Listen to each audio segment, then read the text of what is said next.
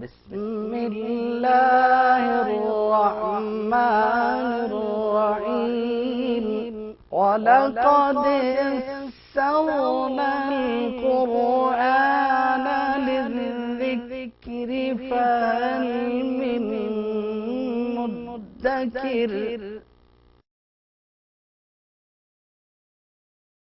بسم الله الرحمن الرحيم إن الذين كفروا لن تغني عنهم أموالهم ولا أولادهم من الله شيئا وأولئك هم وقود النار كداب آل فرعون والذين من قبلهم كذبوا بآياتنا فأخذهم الله بذنوبهم والله شديد العقاب.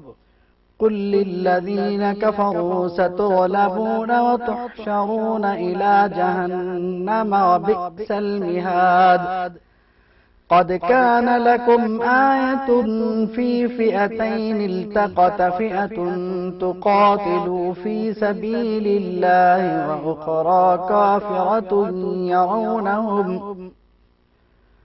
وأخرى كافرة يرونهم مثليهم رأي العين والله يؤيد بنصره من يشاء إن في ذلك لعبرة لأولي الأبصار. زين للناس حب الشهوات من النساء والبنين والقناطير المقنطرة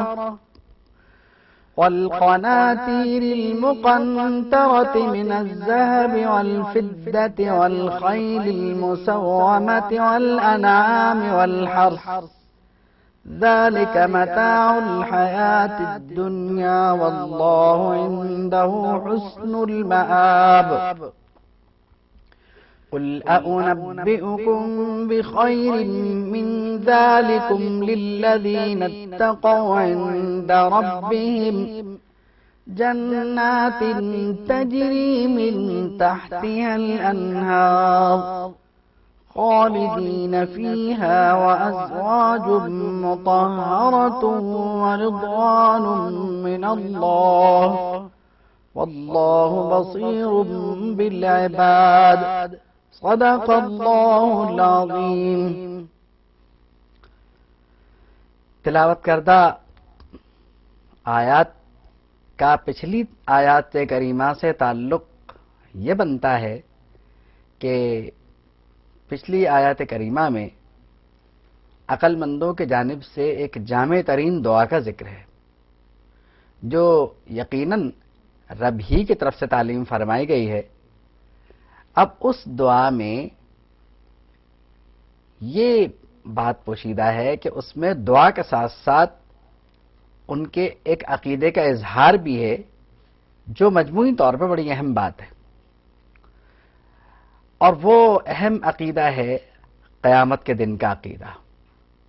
بات یہ ہے کہ ایک ہے قیامت کا دن واقع ہونا اور ایک ہے قیامت کے دن سب کا جمع ہونا. تو اس عقیدے کا اقرار کر کے اور فرمایا گیا کہ جو عقل والے ہیں وہ یہ کہتے ہیں کہ ان کو یعنی عقل مندوں کو اس بات میں تو کوئی شک نہیں ہے کہ قیامت واقع بھی ہوگی، اس میں سب جمع ہوں گے. اور مزید تقویت اس بات سے ہوئی کہ انہوں نے اس بات کا اقرار بھی کیا کہ اللہ اپنے وعدے کے خلاف نہیں کرتا. یعنی یہ دعا کے ساتھ ساتھ ایک پختہ عقیدے کا اظہار بھی ہے جو عقل مندوں کی جانب سے ہے.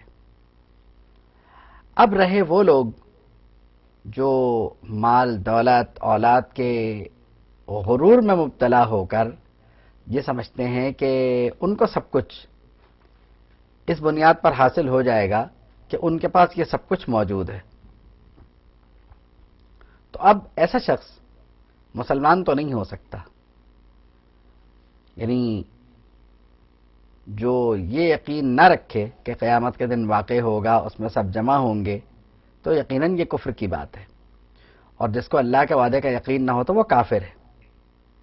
اب فرمایا گیا کہ وہ جو کافر ہیں وہ اپنے گمان میں کیا سمجھ رہے ہیں کہ مال اور اولاد اور یہ تمام چیزیں ان کے آخرت میں کچھ کام آ سکیں گی؟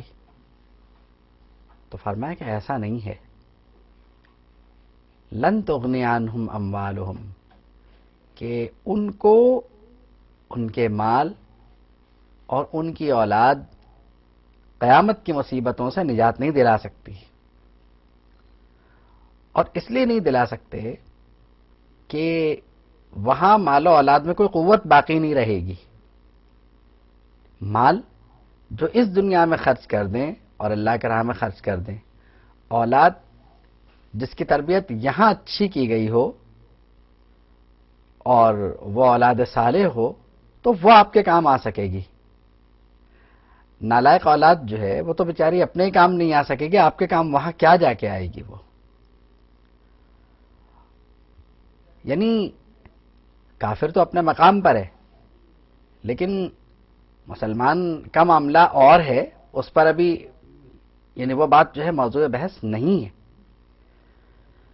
تو کافر کی اولاد چونکہ کافر ہی ہوگی اس لیے اس کے کوئی کام نہیں آ پائے گی، مطلب اس کی دعا اس کے حق میں مؤثر نہیں ہوگی۔ کیوں؟ اس لیے کہ کافر کی اولاد بھی کافر ہے۔ اب اگر وہ مسلمان بھی ہو گئی کسی وقت میں جا کر تو اس کے کفر کی وجہ سے ان کی دعا اس کے حق میں مقبول نہیں ہوگی۔ یعنی اگر بات یہ ہو جائے کہ اچھا ٹھیک ہے وہ تو مسلمان نہیں تھا، ہم ہو جاتے ہیں اور پھر ہم اس کے لیے دعا کرتے ہیں کیونکہ وہ ہمارے والدین تھے وہ لوگ، تو اب مسلمان ہونے کے بعد ان کے کفر کی وجہ سے وہ دعا ان کے لیے فائدہ مند نہیں ہوگی، یعنی کافر کے لیے مسلمان کی دعا کافر کے حق میں فائدہ مند نہیں ہے۔ اور فرمایا کہ وَأُولَئِكَ هُمْ مَقْعُودُ النَّارِ، یہ جو کافر ہیں یہ تو ایندھن ہے آگ کا۔ کیوں؟ اس لیے کہ یہ فرعونیوں کے روش پہ چلتے ہیں، کداب آل فرعون، فرعونیوں کا طریقہ اختیار کیا انہوں نے، اور وہ جو ان سے پہلے ہیں ان کا طریقہ اختیار کیا۔ تو انہوں نے کیا کیا؟ وہ کیا کرتے تھے؟ کذبوا بآیاتنا، ہماری آیات کو جھٹلاتے تھے، یعنی یہ بھی اسی روش پہ قائم ہے۔ دیکھیں فرعونی یعنی فرعون اور اس کے ماننے والے یہ اس وقت زندہ نہیں تھے جب